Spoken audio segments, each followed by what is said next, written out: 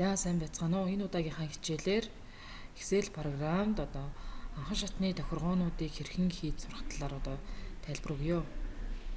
За Excel програм маань бол хүснэгтэн өгөгдлийг боловсруулах, тухайн өгөгдөл дээр томьёо ашиглан тооцоол хийх, төрлийн функц ашиглан бодолт хийх, мөн тухайн өгөгдөлтөө дүн шинжилгээ хийх, үр дүнгээ график диаграмаар харах ийм боломжийг хэрэглэгчид олгодог байгаа. За тэгээ Excel програмын ажлын хуудас бол ерөнхийдөө Office-ийн програм учраас бусад програмтайгаа адилхан. За хамгийн ихний хэсэг бол зэсний хэсэг байж гин. За тэгээ командын хэсэг. За энд болохоор формула бар буюу томьёоны мөр гэж ярьдаг энэ мөрийг. За хамгийн ихний энэ цонх бол name box буюу нэрийн цонх гэж ярина. Name box буюу нэрийн цонх. За дээр нь маус байрлахлаар name box гэдээ гарч байна. За энд юу агуулгаддаг вэ гэхлээрээ нүдний хаяг болон мужийн нэр харагддаг. Name box цонхон дээр нүдний хаяг болон мужийн нэр. За хоошоо явлаа. Энэ бол томьёоны мөр байна. Формула бар. Тухайн нүдэн дотор бичсэн өгөгдөл харагдана. За томьёо бичсэн бол тухайн нүдэн дотор бичсэн томьёо маань харагдчихэдэг. Формула бар буюу томьёоны мөрөн дээр нүдний өгөгдөл нь нарын хэсэг дээр харагдчихэдэг. Бичигдсэн томьёо бас харагдана. За энэ мөрийг ил харагдуулж болно, бас харагдахгүй байсан ч болно. За view зэсний формула бар гэсэн командыг сонгож өгснөөр томьёоны мөр маань ил харагддаг. За сонголтыг болиулахаар томьёоны мөр маань харагдахгүй болж байна. Формула барыг сонгоод өглөө томьёоны мөр маань харагдаж байна.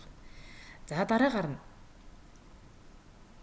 мөр багны гарчиг толгойн хэсэг гэсэн үг. Excel програмд багныг үсгээр A B C D-гээ үсгээр явна. Мөрийг болохоор тоогоор тэмдэглэнэ. За тэгээд тухайн мөр багны огтлцлын цэг дээр нүд үүснэ. Нүдний хаяг нь бол name box буюу нэрийн цонхон дээр минь харагдана. K багны 3 дугаар мөрөнд курсорыг байрлуулахад нэрийн цонхон дээр K3 гэдэг ингээ гарч ирж байна. Дотор нь өгөгдөл оруулах юм бол үр дүн нь формула бар дээр харагддаг байна. За энэ мөр багны үсгэн дугаарлалт дойшоогоо мөрийг тоогоор дугаарлана.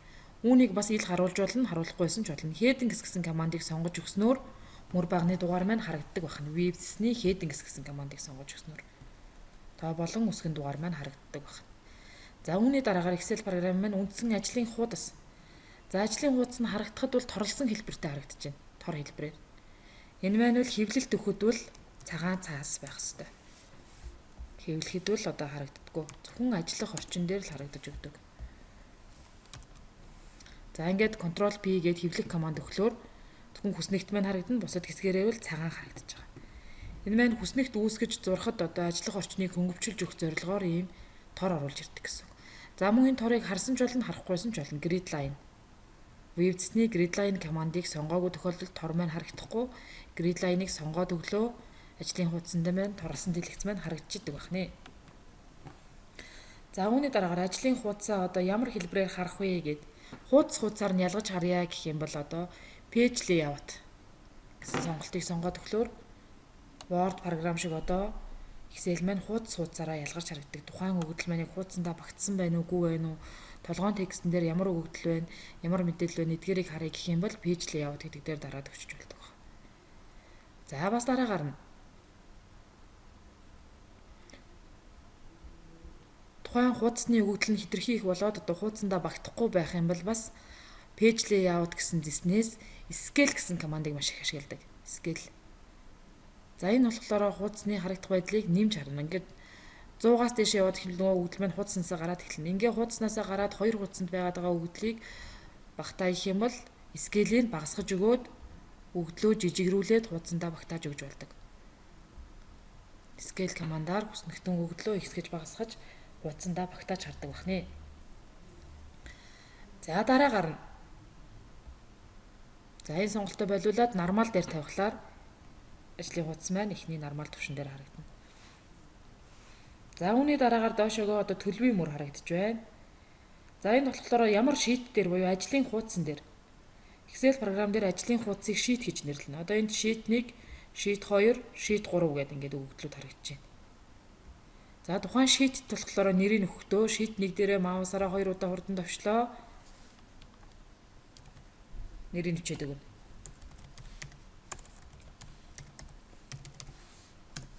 Бичиж өгөөд enter төвчлөрийг дарчна.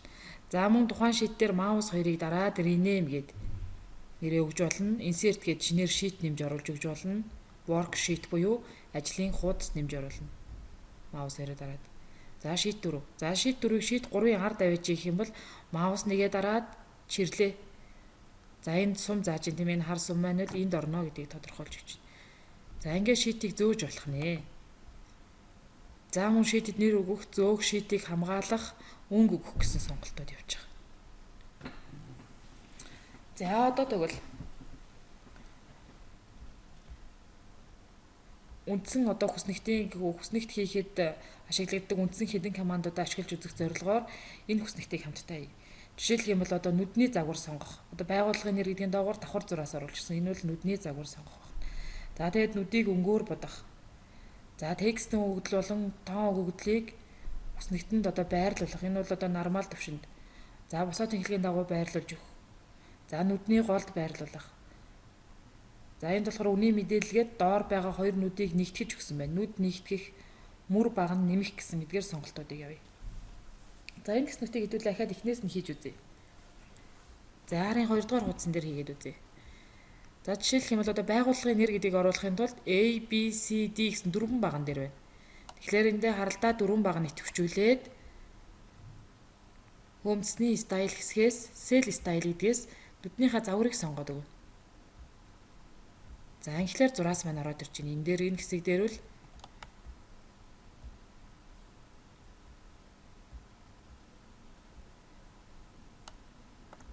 байгууллагын нэр. За огно гэдгийг бичиж өхийн тулд 3 нүдэн дээр идэвхжүүллээ. Cell style гэдгээс загвараа сонголоо. За ингээд огног энд оруулаад өгч болох нэ. За тэгвэл түүний дараагаар дэлгүүрийн нийт жимсний цэвэр ашигын тооцоо гэсэн текстийг бол энэ нүднүүдэд бичиж өгнө. За шууд бичээд өгсөн ч болно, нүдээ нэгтгсэн ч болно. За энэ дээр бол одоо нүдээ нэгтгээд өгсөн байна. Харалдаа нүдэнд A-с I хүртэлх нүднүүдийг нэгтгэж өгж байгаад нэгтгээд өгсөн нь яаж харагдаж байна вэ гэхээр тухайн нүдийг сонгохлоор merge and center буюу тухайн ашиглагдсан команд маань идэвхжиж байна. Тэгэхээр энэ нүднүүдийг идэвхжүүлээд merge and center дэлгүүрийн цэвэр ашигын тооцоо.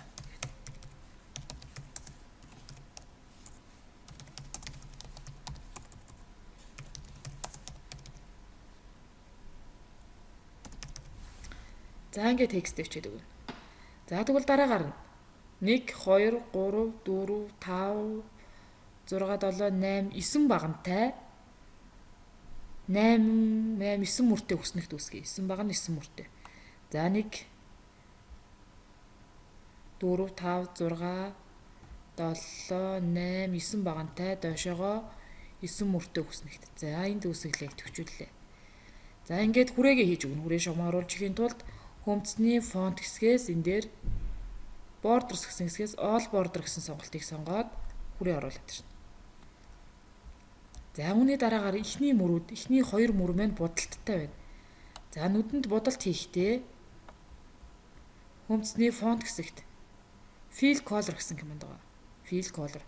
За эндээс бодох төрлөө сонгоод өгнө. За энэ дээр цэнхэр өнгө сонгочих.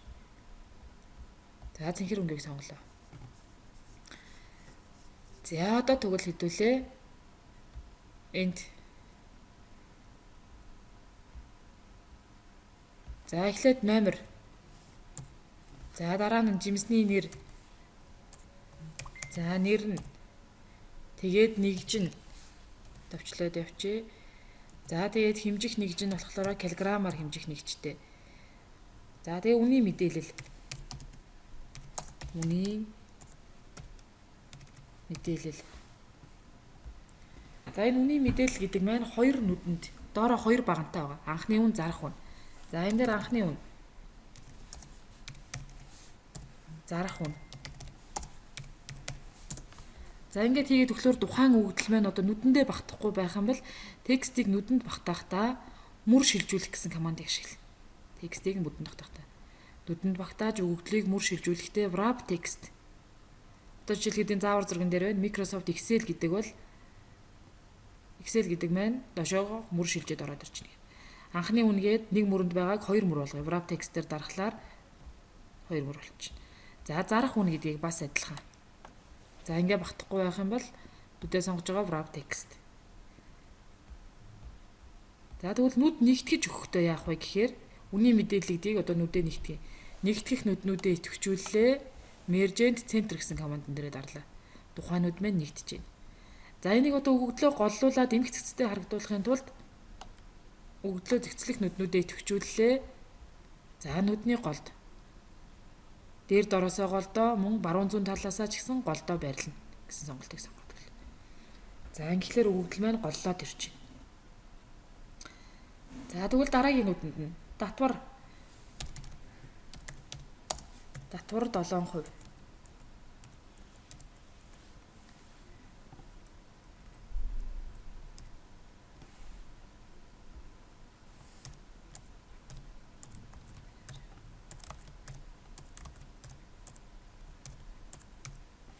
За татвар 7%. За тэгээд цэвэр ашиг тэгээд нийт ашиг. За тэгвэл энэ дээр цэвэр ашиг нийт ашиг гэсэн хоёр маань бүхэн адил нүдэндээ багтахгүй байх юм бол хоёулангийн давхраар нэтгэвчүүлээд wrap text дээр дараад мөр шилжүүлж байх.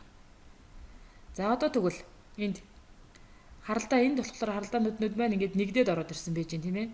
Тэгэхээр дээрээс нь доош нь килограмм гэдгийг доотлих нь хоос нүдтэй идэвхжүүллээ Mergent center. Доотлих нь хоос нүдтэй идэвхжүүллээ Mergent center гэдэг.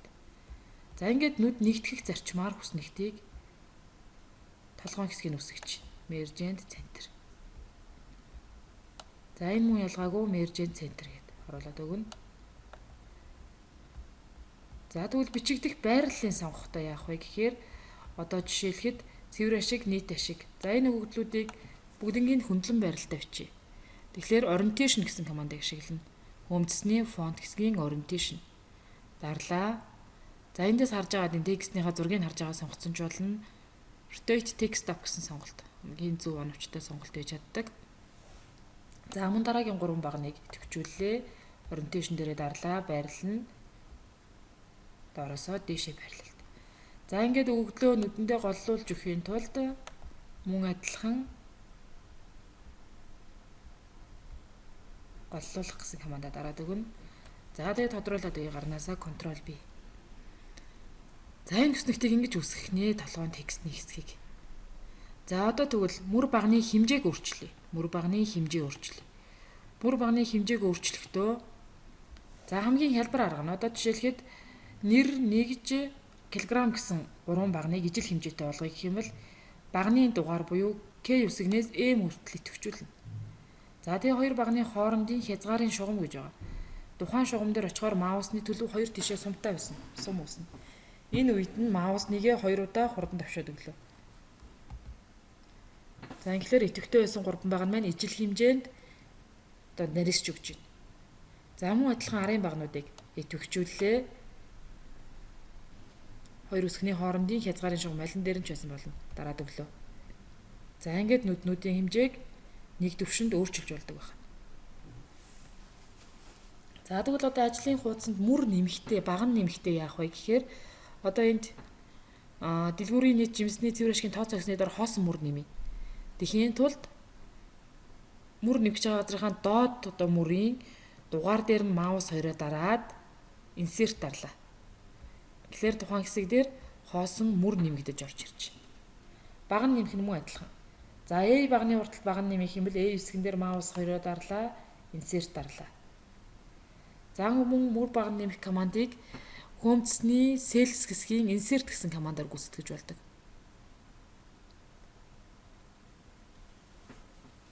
За insert sheet column нь insert sheet row гэд мөр баг нь insert cell хэмэл нүд нэмэ.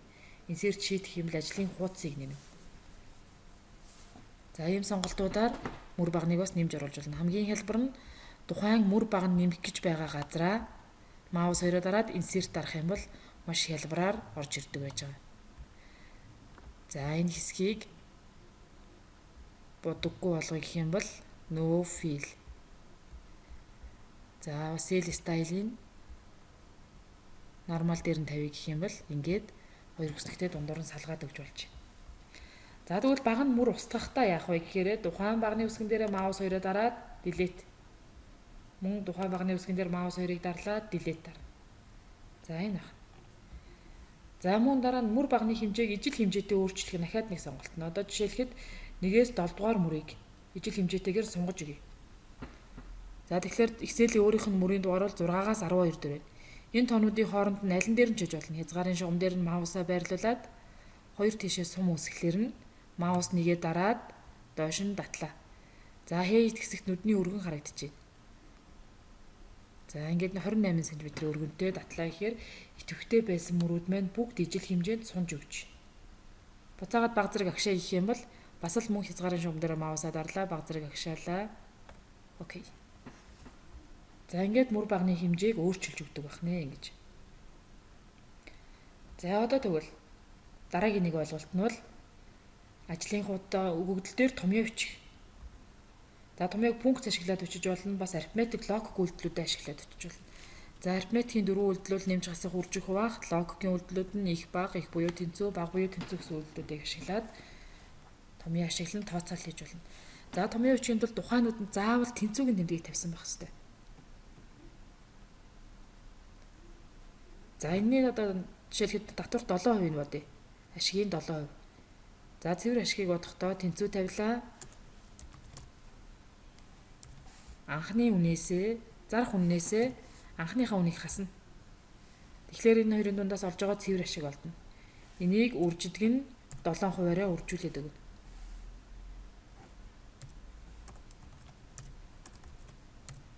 $7-аар үржүүллээ. Энтер. За 119 төгрөгийг татвар төлөх юм. За тэгвэл цэвэр ашиг нь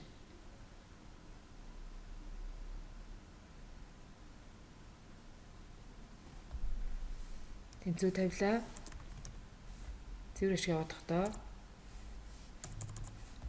тухайн цэвэр ашиг бодох байгаа нүдэндээ тэнцүү тавилаа. Зарах үннээсээ хасаад анхны үннээ хасаал.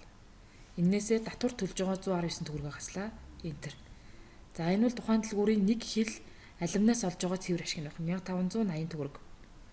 За тэгвэл нийтдээ тухайн дэлгүүрт 250 кг алим байгаа гэх юм бол нийт ашиг нь бол тэнцүү тавилаа. Нэгжээс олж байгаа үнийгээ нийт агуулгад байгаа хэмжээгээрээ үржүүллээ. За ингээр 395,250 төгрөг алимнаас алах нь. За эдгээрийг доош нь яг адилхан томьёогоор бодогдох учраас тухайн нүдийг сонгоод нүдний арын хэсэгт үүсэж байгаа энэ цэг дээр маусаа байрлуулахаар маусны төлөв нарийн хар нэмэх болно. Одоо маусны төлөв нүдний гол дэр хэмэл зузаан цагаан нэмэх болсон байна. Энэ үед өгөгдлийн чирд зөөж болно. За нарийн хар нэмэх болсон үед маус нэгээ дараад доош нь татлаа. Нүдний өгөгдлийн томьёо нь хуулагдана. За цэвэр ашиг мөн адилхан доош нь татаад өглөө. За тэгвэл үүнээс өөр бас нэг өмнөх нүдэндээ одоо ингээд бодолт хийсэн тохиолдолд арын нүдний сонгож өглөө. Нүдний тоолболд байрлаж байгаа цэг дээр маусаараа 2 удаа хурдан төвшөөд өглөө. За ингэхлээр тухайн нүдэнд автоматар доошоо бодолт хийгддэг байх нэ. За одоо тэгвэл хэдүүлээ. Нүдний өгөгдлийн төрөл гэсэн зүйлийг үзье. Нүдний өгөгдлийн төрөл. За жишээлхэд энэ дээр дандаа 7% гэсэн өгөгдлүүдийг оруулж өгье. Энэ нүднүүд дээр хувийг оруулж ихийн тулд нүдний өгөгдлийн төрлийг хөөмцний number хэсгээс тохируулж өгдөг. За хувь гэсэн форматыг сонгоод өглөө. Формат сонгоод өгсөн бол гарнаас өгөгдлөө орууллаа. 8-д тавихад хувийн автоматар. 80 гэвчлээ хувь автоматар. 65%. Ингээд хувийг гараас бичих шаардлагагүйгээр автоматаас авч болдог. За анхны зарах хүн 2 дээр мөнгөнд бичиж байгаа учраас нүдний өгөгдлийн төрөл нь мөнгөнд тэмдэгт гэсэн төрөл байна. За currency гэсэн төрлийг сонгож өглөө. За currency дээрээ мөнгөнд тэмдэгтээ одоо доллар бичвэл хөө төгрөг бичихөө, йон бичихөө, евро бичихөө. За төгрөг бичих гэж байгаа учраас төгрөгөө сонгоод өглөө. Тэгэхээр энэ дээр 7500 гэд хийгээд өглөөр 7500 төгрөг маань автоматар гараад ирчихэ. 5500. За энэ ахна. За 9200. 7200. За энэ дээр одоо нэг зүйлийг анхаарах хэрэгтэй. Яагаад энэ жагт үүсдэг вэ гэхлээр өгөгдөл маань нүдэндээ багтахгүй байгаа тохиолдолд жагт үүсдэг. Тэгэхээр нүднийхээ хэмжээг сунгах эсвэл өгөгдлөө багасгах байдлаар ингэж жагтыг алга болгож болно. За жишээлбэл 9200 гэдгийн араас таслаас хойш 2 цэг үүссэн байна. Энэ 2 цэгийг арилгахын тулд тухайн нүднүүдэд идэвхжүүллээ. Бүх төгрөг бичих нүднүүдэд идэвхжүүлж өгөөд таслаас хойших харавтын батархааг нэмж басах команд байна. За increase decimal гэх юм бол таслаас хойших тэгийн тоог нэмнэ. Харавтын батархааны тоог нэмнэ. За decrease decimal гэсэн сонголт байгаа. Хойшоо харсан сувтай decrease decimal. Дараад өглөө таслаас хойших батархаа хоронгийн тоо маань хасагддаг байна. За энэ сон мэтчлэн нүдний өгөгдлийн төрлийг сонгож өгдөг байна. За тэгвэл үүний дараагаар өгөгдлийг одоо нүднээс тодорхой өгөгдлийг ялгаж харах гэсэн сонголт байж байгаа. За жишээлбэл бүгд гэсэн багнаас хамгийн өндөр ашиг өгж байгаа одоо бүтээгдэхүүнийг сонгож харъя бүгдээр. Тэгэх юм бол conditional formatting гэсэн сонголт руу ороод хамгийн их болон хамгийн бага top bottom rulers.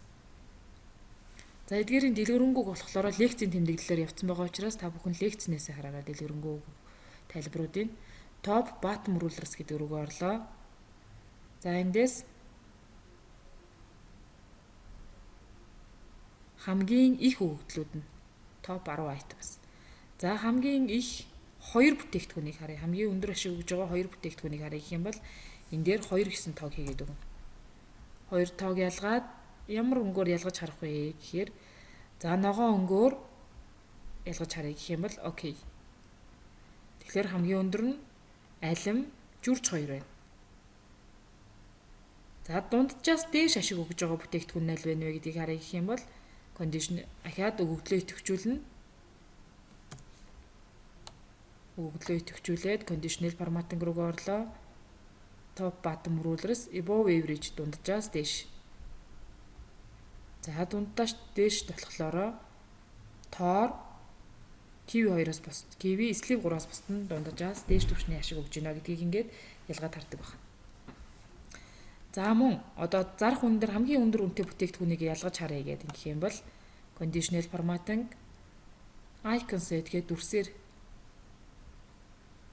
за гэрлэн тохионы дүрсээр хамгийн өндөр үнэтэй бүтээгдэхүүнүүдийг ногоон өнгөөр дүрсэллээ гэх юм бол жүрж ус үзэм хоёр бол хамгийн өндөр үнэтэй бүтээгдэхүүн байна гэдэг.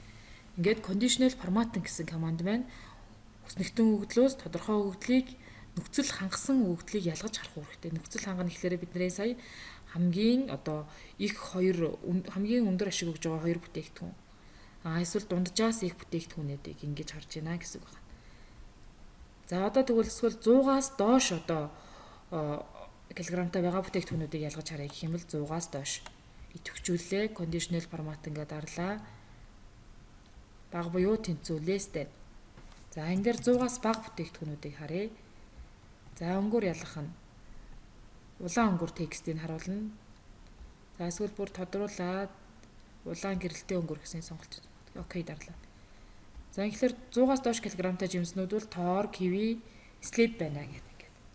Ингээд хүснэгтэн өгөгдлөөс тодорхой нөхцөл хангасан өгөгдлүүдийг ялгаж харахтаа эдгээр сонголтыг ашигладаг байна. За энэ удаагийн хичээл одоо ингээд өндөрлөж байна. Тэгээд лекц бичиж тэмдэглээ дахиад лавлуулж асуух зүйл байх юм бол багштайгаа холбогдоод асууж лавлаарай. За анхаарал тавьсан явдал бүгдэнд нь баярлалаа.